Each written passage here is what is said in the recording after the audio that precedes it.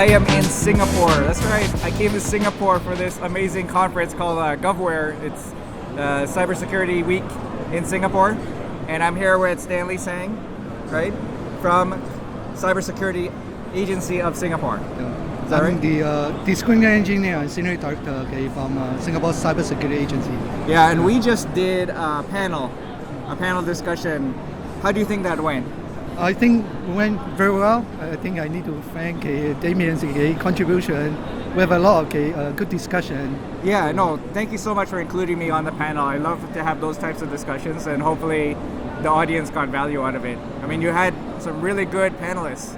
Yes. That go join us. Yeah, so I think the Singapore Cyber Week is actually one of the key events for CSA. We want to actually get a lot of the experts from overseas come in the forum to share the insight to actually uplift the Singapore cybersecurity. And I didn't realize how big this conference is. And you said this is the first time in 3 years that you're having it in person. The last right? 2 years it's actually virtual. Virtual, yeah. So it's good to see everybody come back on site so we can see face to face. Yeah. So, Singapore is not really known for being a cybersecurity location, but you do have, cybersecurity agency in Singapore is quite large, right? Yeah. So I think we need to thank our CEO, David Goh.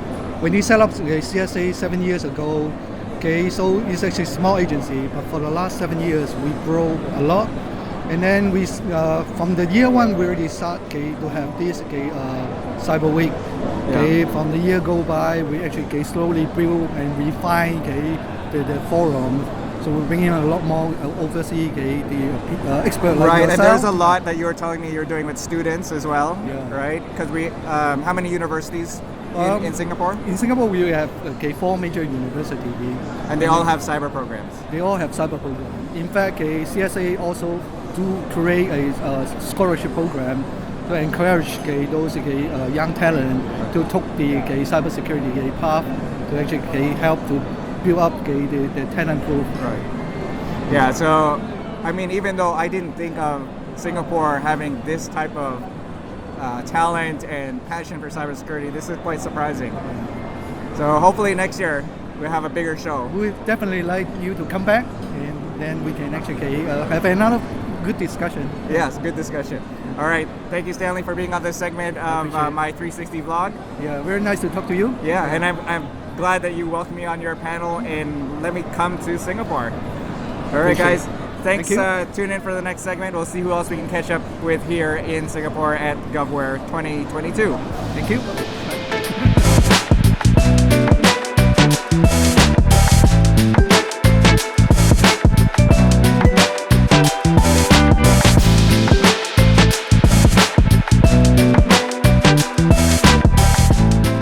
Hey everyone, I am here with Hazel.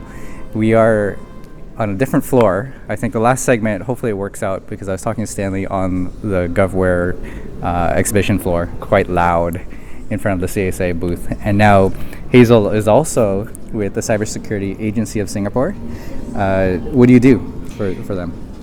Hi, I'm Hazel. I'm in CSA, and what I'm doing right now is I'm looking into cybersecurity policy, especially the policy needed to guard the Singapore cyberspace, what you should do for the enterprises, the SMEs, even all the organization. And especially the government. Yeah, I think that's one thing that we don't pay a whole lot of attention to in cybersecurity is the policy that drives actually a lot of the engineering, the tools, the teams, the companies that have to adhere to those policies. We don't think about the people actually creating the policies. Yeah, and then one biggest thing that I'm right now working on is on capability, is on cybersecurity capability and the competencies that is needed, because the people are the ones that is going to protect the space, and the tools is the technology is about an enabling part of it, but you still need the talent, you still need the people to use them. And I think that's a common theme. Like a lot of people who watch my vlog are students. They're interns or they're students in cybersecurity. Do you have any tips for them as they go through school? Okay, so tip number 1 is study hard and play hard. Okay, and I think cybersecurity. I mean, I myself, I'm not a cybersecurity expert. I'm not trained in cybersecurity, and yet I can still work in cybersecurity. So, in terms of policy, in terms of governance and compliance, I think students can have a wide range of different aspects in engineering or in technologies, and you need to go in with a curious mind and how fast the technology are moving. Be it your mobile phones, your web applications, and so on. Everything changes so fast, right? Everything changes so fast, so therefore you still need the policy of this guidance. Okay, even in a company or in enterprise level or even in a government sector, there is still a need for policy to guide people.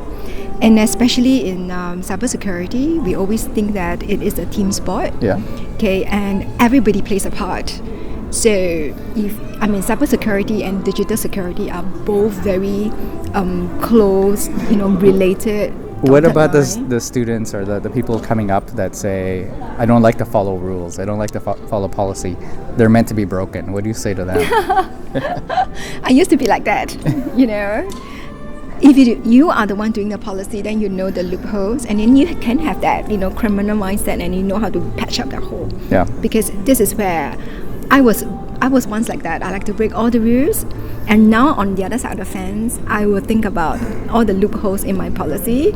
So when I implement it, I will make sure that the loophole are being closed up. Yeah, so there's, Yeah. for those of you who are rule breakers, there's a spot for you in cybersecurity too.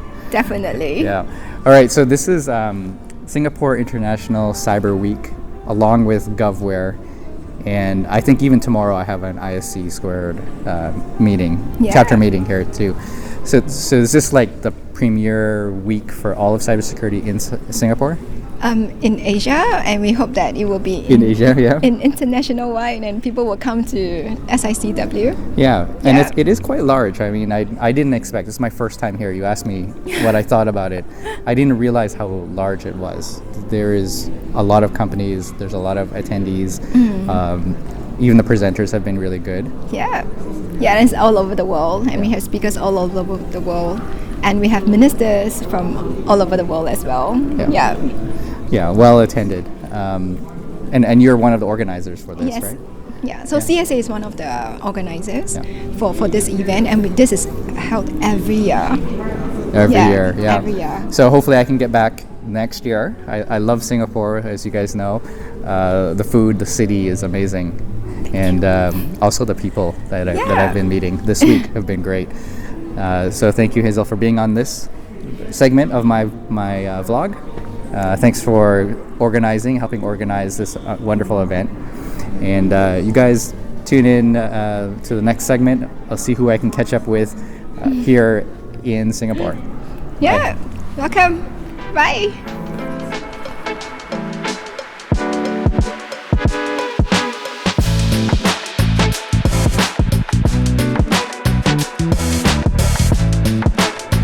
Hey guys, I'm on the vendor hall here at GovWare Cybersecurity Week here in Singapore, and I met a wonderful student, Nordin. You want to introduce yourself? Hello, I'm Nordin, and I'm from Republic Poly.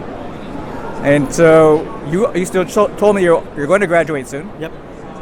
In a year? In a year, yeah. And are you doing any kind of internships? So far, I'm doing some internships on cybersecurity also. Yeah, cybersecurity based internship. in Crimson Logic. Is that mandatory for you to do an internship to graduate? Yes, for our school, it's mandatory to actually go through a 6 months internship. 6 months. For us to actually graduate after that. And do they pay you for the internship? Yes, of course. Okay. Well, they're paying you an experience. Yeah, true. Okay. So do you think you'll be able to find a job in cybersecurity once you graduate? As I see the cybersecurity industry is growing, so perhaps maybe in the future, like in the upcoming, as you see right now, cybersecurity is actually a most common part. This show is very big. Yeah, exactly. Yeah. So most of the time they actually are looking for people to join. Yeah. So for sure they do want like us, the students, to actually join them and actually help them increase in their.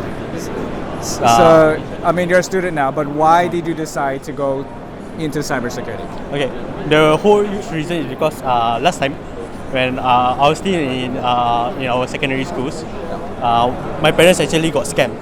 Oh. So okay. For me myself, as I heard of the scam, I actually do some research about it, then I heard that cybersecurity was actually a course that I could take in Polytechnic. Yeah. So I decided to actually just go to Polytechnic and take the course. Yeah. And being there, I actually learned like many huge stuff. Like for example, in RP, we actually do SOC. Okay. So that is one of the huge benefits that I get in joining cybersecurity. Okay. Well, no, that's good, right? So, and then you're almost going to graduate. The problem, though, with cybersecurity is that our industry changes so fast. Correct. So what you're learning today may not apply in like 10 years. Yeah, correct. So when I went to school for my undergraduate, this 20 years ago, we didn't learn these things. We didn't even have like cloud services I back see. then. Yeah. So how do you think you're going to be prepared for some of the changes over the next 5 years, 10 years, 20 years? Okay. So in our schools, what we do is actually the school will actually send us out for courses. After you graduate? Yeah, after you graduate, or sometimes during when you are still studying, they actually send you to explore different areas. So in this case, I'm also open to like studying more out of my bounds. So let's say in the future, if things changes, I could actually keep up to it. And also, you need to be open in studying more things along the way. I think that's a trick, right? Yeah. In order for you to stay in this field, you have to keep learning. Correct. Every day, every year. Yeah. Okay, well, your school is represented here by you and some of your fellow classmates. Correct. Does that mean you're one of the top students because you get to represent your school at a conference like this? I wouldn't say I'm the top student, but it's a huge honor to actually represent my project over here. Yeah. So these students here are presenting some of their projects, and I'm going to check them out, but they're pretty interesting. I think this is really good to showcase the next generation of talent coming up, some of their projects from the various schools. And Nordin, thank you very much for joining me. Thank you. Good luck in your career. I'll connect with you on LinkedIn, and guys, I'll put everyone's LinkedIn profile down below in the description. Thanks again.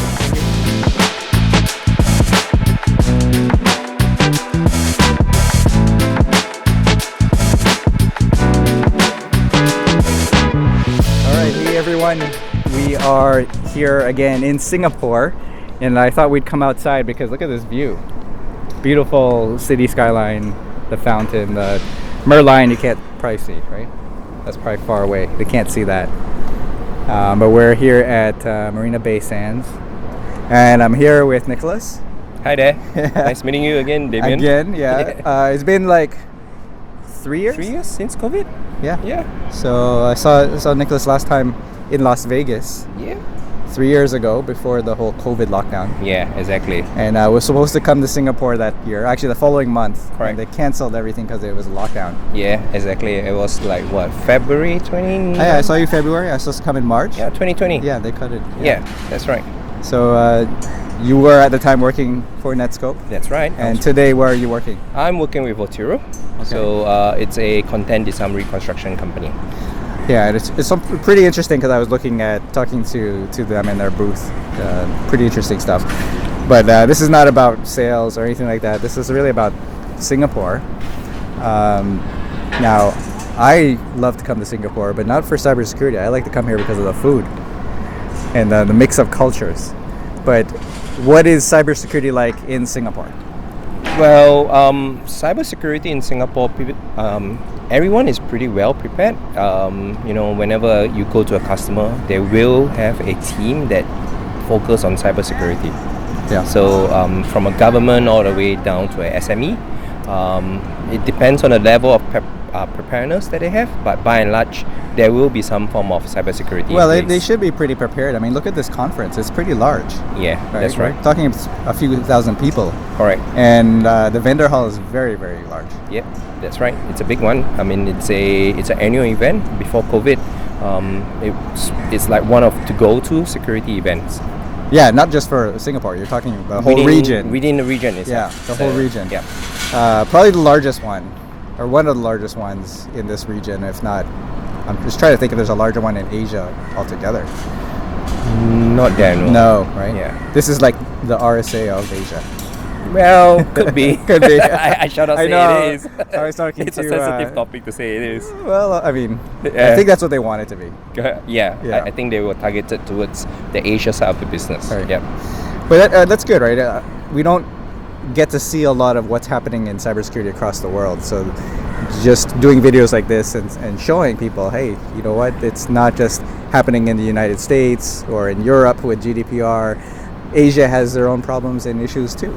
Yep, that's right. I mean, it's a everyday event, right? I mean, customers and that when we talk to them about cybersecurity, they have a bit of concerns they ever once hit before by certain malwares, ransomware, or something like this. Yeah. So yeah, I mean, it's an issue for everyone. For everyone, yeah. Yeah.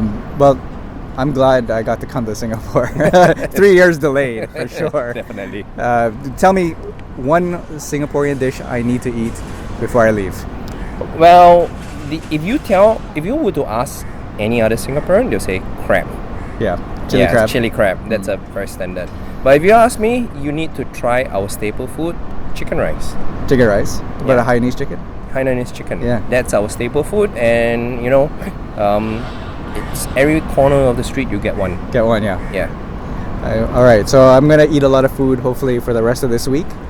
But thank you, Nicolas, for joining me on this last segment for this issue or vlog here in Singapore at GovWare 2022.